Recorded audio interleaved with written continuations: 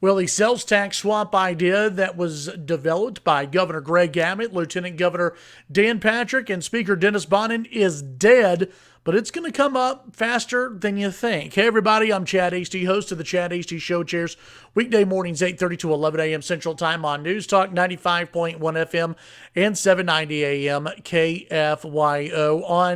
On Tuesday, Dan Huberty in the Texas House announced that he was tabling the issue of a sales tax swap, in other words, a penny increase in the sales tax to buy down property tax relief until January 12th of 2021. Well, that's a couple of years away now, and it also means that coming up in the 2020 election, the sales tax is going to play a big role. Now, you had some House members who really, including Dan Huberty, who apparently, according to reports from the Dallas Morning News and even the Texas Tribune, really went after State Senator Paul Bettencourt for not coming up with any other viable solutions in the Texas Senate, and also saying that that Bettencourt and others had campaigned on lowering property taxes, but had not come up with any other viable solutions as of yet.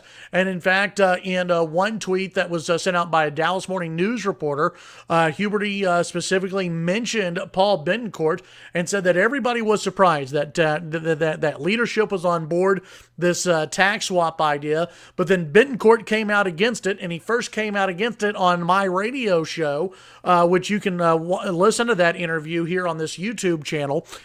He came out against the idea and really forced other conservatives and other Republicans to waffle, I guess, on the issue of a sales tax swap. So this whole sales tax swap seems as though it was actually a little bit more developed than we originally thought, but leadership did not roll it out in that manner. But back to 2021 and the possible bringing up again of a sales tax swap. A lot of conservatives, a lot of Republicans are just fine with a consumption-based model going to a sales tax and getting rid of property taxes. But nobody, at least electedly, is talking about getting rid of property taxes completely. They're talking about a swap. This is going to be an issue, and this is going to be a big issue in the upcoming not only general election between Republicans and Democrats. The sales tax swap idea is going to be a big issue in several primary elections within the Republican Party around the state of Texas. Not everybody is on board with the sales tax swap. You have groups like Empower Texans, who are usually aligned with the Texas Public Policy Foundation. On this issue, they break. When you have Senator Paul Bettencourt, who is breaking with Lieutenant Governor Dan Patrick. Those two are usually pretty lockstep with each other. So you have Republicans and Republicans who disagree on this issue. You have conservatives who disagree with other conservatives. You have moderates who disagree with other moderates. This is going to be a fascinating issue going into the 2020 election on the primary scene and on the general election. One thing that I would tell the elected officials, the governor, lieutenant governor, speaker, and other Republicans who are in favor of a sales tax swap, you'd better get your messaging right on this issue, because you're losing the messaging war. You're losing the messaging war to other conservatives, to other moderate Republicans, to establishment Republicans, to Democrats, to media. You're losing the messaging battle. If you want to get your message out, you better start selling it quickly, and you'd better be able to show how it's actually going to benefit the average taxpayer.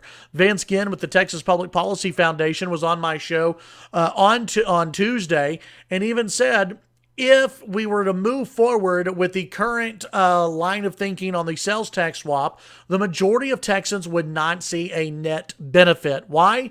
Because spending is still out of control, at least according to a lot of folks. Spending is still out of control on the statewide level. So if lawmakers want to actually get this under control, they've got to control spending, and they've also got to show that there's real meaningful tax savings for average Texans across the state.